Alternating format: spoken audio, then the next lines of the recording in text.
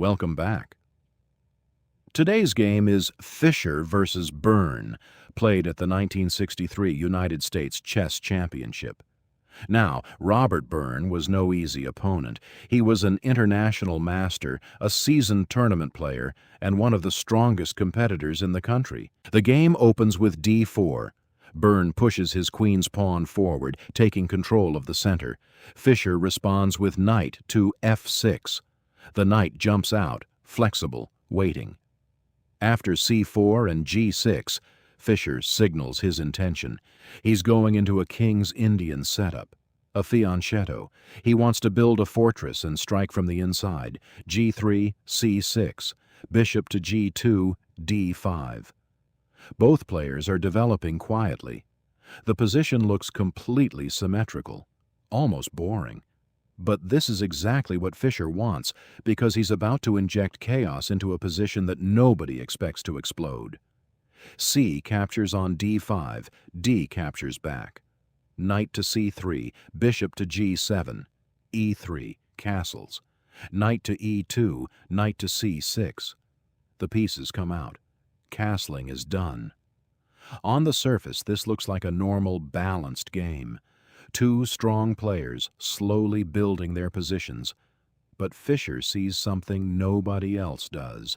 Castles b6, b3, bishop to a6. Fischer places his bishop on a6, a subtle but powerful move. That bishop is now staring directly at White's rook on f1. Pressure is building, slowly, quietly. Bishop to a3, rook to e8. The rook moves to e8, supporting the center, preparing for what's to come. Queen to d2, e5, and here it is. Fischer strikes the center. The position opens up. D captures on e5, knight captures on e5. Byrne takes the pawn. Fischer recaptures with the knight. Now that knight on e5 is an absolute monster, powerful, centralized, threatening everything. Rook to d1. Byrne moves his rook to d1, defending the queen. A logical move, a normal move. But Fischer has already seen 15 moves ahead. Knight to d3. The knight leaps to d3, right into the heart of White's position. Byrne cannot take it. If the queen captures on d3, Fischer wins material immediately. Byrne is already in trouble, and he doesn't even know it yet. Queen to c2. Byrne sidesteps. He moves the queen away, trying to escape the pressure. And then Fischer plays the move that changed chess history. Knight captures on f2.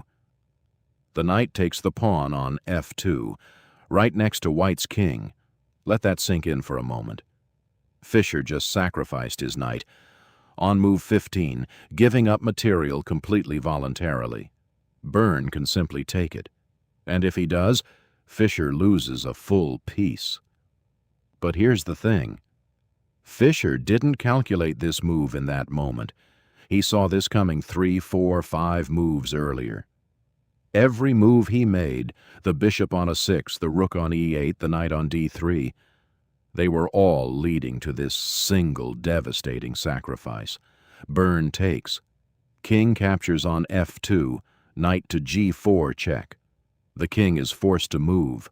White's entire kingside is now wide open. King to g1, knight captures on e3. Fischer's other knight swoops in, forking the queen and the rook. Byrne is bleeding material. His position is collapsing. Queen to d2, knight captures on g2. Another piece falls. Fischer takes the bishop on g2. He has now sacrificed 2 knights, given up enormous material, and yet somehow he is completely winning. How? Because while Byrne was collecting pieces, Fischer was building an attack that cannot be stopped. King captures on g2. The king takes. There's no choice. d4. Fischer's passed pawn begins its march. That pawn on d4 is unstoppable. It's like a freight train heading straight for Byrne's position. Knight captures on d4, bishop to b7 check. The bishop delivers check. The king has nowhere safe to go. king to f1, queen to d7. And that's it. Byrne resigns. But what if Byrne had refused to resign? What if he had tried to fight back? Let's see what Fischer had prepared. After king to f1, if Byrne plays queen to f2, trying to block, Fischer responds with queen to h3 check. The king is forced to g1. There is nowhere else to go. And then comes the move that seals everything. Rook to e1 check. A devastating rook sacrifice. Byrne cannot ignore it. Rook captures on e1. Fischer calmly plays bishop captures on d4. Byrne takes back. Queen captures on d4. And Fischer delivers the final blow. Queen to g2 checkmate. There is no escape. The king is trapped. Every square is covered. This is what Byrne saw when he resigned.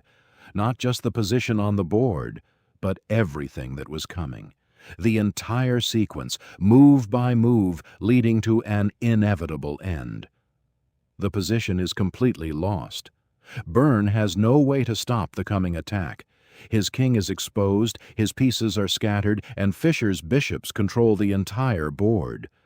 Robert Byrne, an international master, one of the strongest players in the United States, was completely dismantled in 21 moves by a 20-year-old who simply saw the board differently than everyone else.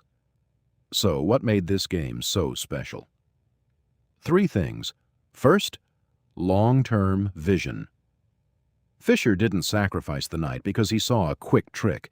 He built the entire position over 14 moves just to make that sacrifice possible. Second, piece activity over material. While Byrne was counting pieces, Fischer was counting momentum.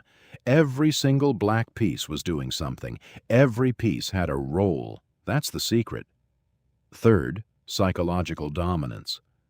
Fischer played this with such calm, such confidence, that Byrne probably never even saw it coming until it was already over. This is not just chess. This is art. If you enjoyed this breakdown, make sure you subscribe, because we cover the greatest chess games ever played, explained move by move, so that you can start seeing the board the way legends do. Drop a comment below. Which move surprised you the most? And I'll see you in the next one.